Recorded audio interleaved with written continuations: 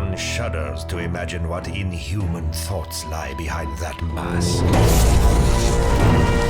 One dreams of chronic and sustained cruelty. So I'm just recording this off the bat, completely unscripted, well, with some script of course, to have some structure, but the devs actually implemented just now some of the changes from the previous meme experimental patch put through by some of the content creators. If you don't know some of the changes, Moira can now jump much higher whilst using Fade, Reinhardt deals an extra 200 damage with Shatter within around 2 meters of the impact area. HANZO got a change where storm arrows effectively become B-Tech's scatter arrows, where they ricochet upon impact. Cassidy can now combat roll whilst in the air. Tourbillon's rivet gun has decreased in ammo consumption from his auto fire from 3 to 2, and the change to Wrecking Ball's grappling claw is that it now has a maximum grappling time of 6 seconds. Now I'm going to explain the title to you and explain why I put my stance there. It's pretty much confirmed now that the devs do not care about Overwatch 1 at all. They don't care about updating the game with content. That's fine. I think that's completely fine. I think we should all be focusing on Overwatch 2, and we should all be putting our eggs in that basket because so are the devs at this point. I mean, I'm not sure if some of you have actually seen, but they let the HANZO Storm Arrow change go through with a major bug to Reinhardt, where the Storm Arrow can actually go past the shield and damage Reinhardt. Oh my god! So Future Cage are coming in here. These changes actually got pulled from the live patch because of this bug. The damage is still done though. I'll show a clip from LH Cloudy showing this in one of his competitive games. How am I dead? What? How the fuck am I dead? He shoots me through shield!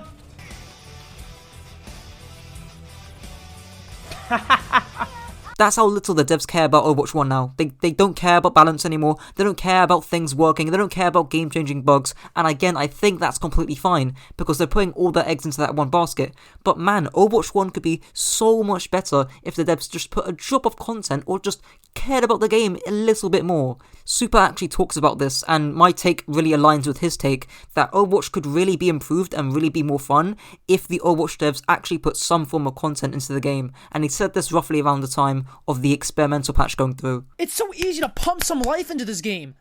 Why have they abandoned it? Isn't that crazy? And they're leaving it to die for Overwatch 2. This is nuts. This is the most fun I've had playing Overwatch in forever. And now I get nothing because I'm over here with my thumb up my ass while I'm waiting for Blizzard to give me something with Overwatch 2. We don't get any new heroes. We don't get funny experimental patches like this. We get deathmatch maps, which nobody cares about past the first 45 minutes of it releasing. Dude, I'm telling you guys, this is so easy to keep this game rolling, but they just don't do it for some reason. Why?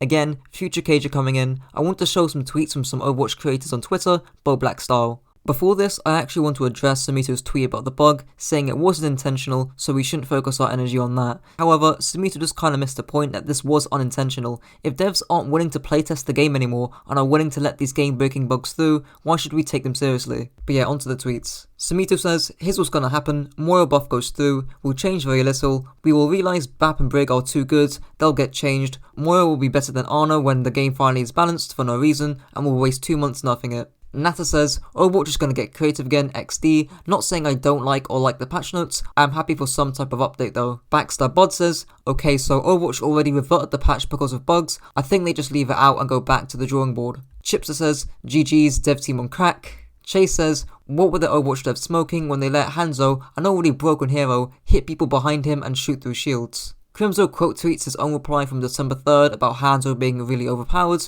with a swearing emoji and a bunch of warning signs. Get Quick Don says, the updates were reverted. And Octotrough says, these devs gotta be smoking bro, Lemafeo, they aren't real.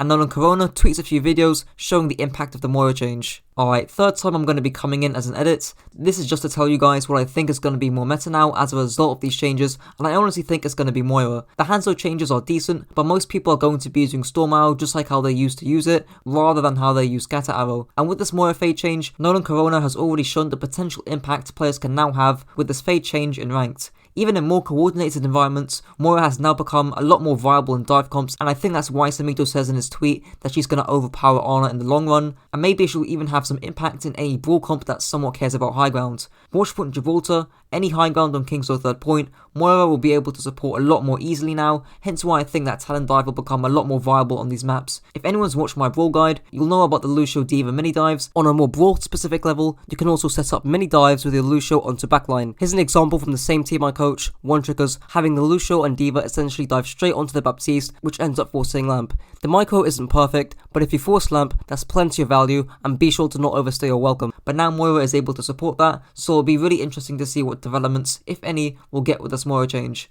With that being said, a very good comp to counter Talon Dive is the Torb, Casti, Bap, Brig, Orisa, D.Va comp, in which both Casti and Torb received buffs. So all in all, it's really a toss-up between this anti-dive comp, Talon Dive, the traditional Lucio Bat Brawl, and the Shanghai Brig Zen comp, all of which will see some experimentation, but don't be surprised, and I personally wouldn't be surprised, if Talon Dive beats out Shanghai's comp on certain maps now. Keep in mind though, that all of these comps become even more of a toss-up the less coordinated the players. Right, so this bit is actually scripted now because I think I want a nuanced opinion on this. So when I say Overwatch 1 is dead, I mean more from a balanced and competitive point of view, but I've accepted that and acknowledged that Overwatch 1 right now should probably be more heading in the joke or meme direction, because ranked doesn't really matter right now. We all know Overwatch 2 is on the horizon, well hopefully at least, but with that logic in mind, if these changes aren't just for fun, why not include more changes? These changes obviously aren't for serious balance, well I hope not. Alright, fourth and hopefully final time I'm going to be coming in, I actually don't know whether these changes are serious or not. The developers put 0 notes and refused to put any elaboration on what changes went through and why,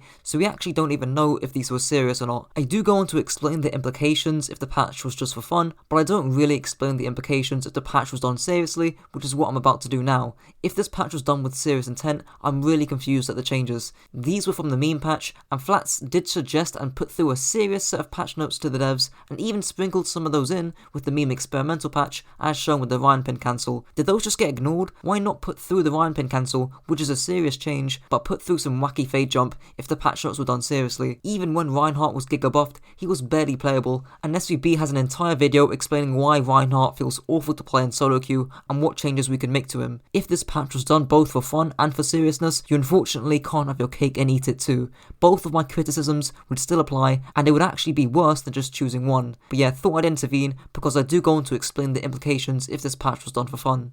So why not include more changes from the original patch? Why not include the Ryan pin cancel, for example? The only answer I can think of is that the game would be too broken, but we all saw the experimental patch and people had tons of fun on it. And isn't that supposed to be the goal of all these changes?